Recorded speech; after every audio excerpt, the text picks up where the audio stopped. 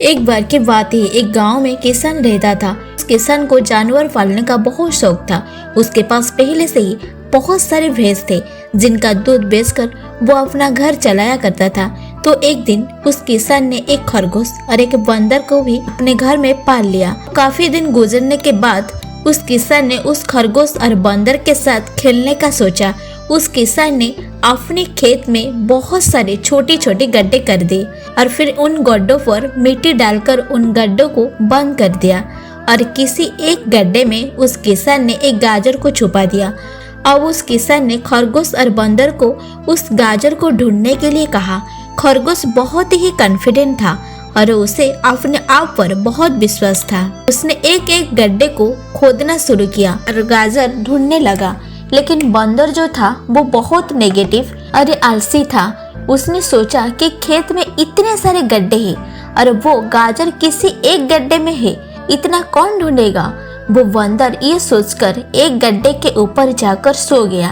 उधर खरगोश अपनी पूरी मेहनत से गाजर ढूंढ रहा था। एक एक करके खरगोश ने सारे गड्ढे देख लिया, लेकिन उसे किसी भी गड्ढे में गाजर नहीं मिली। सिर्फ एक गड्ढा बाकी रह गया था, जिसके ऊपर बंदर सो रहा था।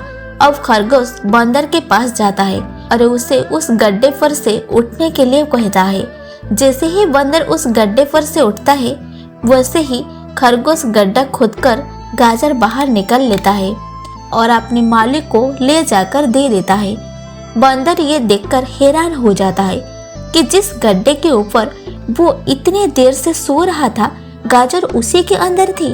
वो अगर एक बार खोद कर देख लेता तो गाजर उसे मिलती। वो मालिक के नजर में बड़ा बन जाता। यही सोचकर वो अपने किए पर फंसता रहा था। दोस्तों, इसी कहानी से हमें 3 बहुत बड़ी सीख मिलती है। पहले ये, हमें कभी भी अपने काम के प्रति नेगेटिव नहीं सोचना चाहिए। जैसे उस बंदर ने सोचा कि इतने सारे गड्ढे हैं, गाजर के गड्ढा कौन सा है पता नहीं।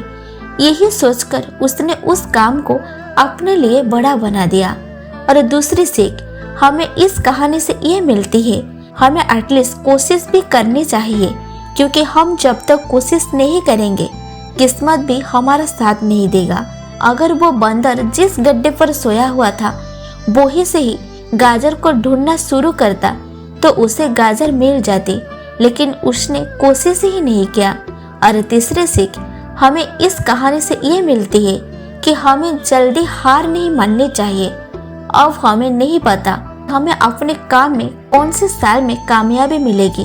वो 2025 हो सकता है, 30 हो सकता है, 32 भी हो सकता है, लेकिन हमें कामयाबी तभी मिलेगी जब हम पॉजिटिव सोच के साथ कोशिश करते रहेंगे और हार नहीं मानेंगे। दोस्तों, कैसी लगी आप लोगों को हमारी आज का ये कहानी? आपका राय कमेंट सेक्शन में बताना। Thank you.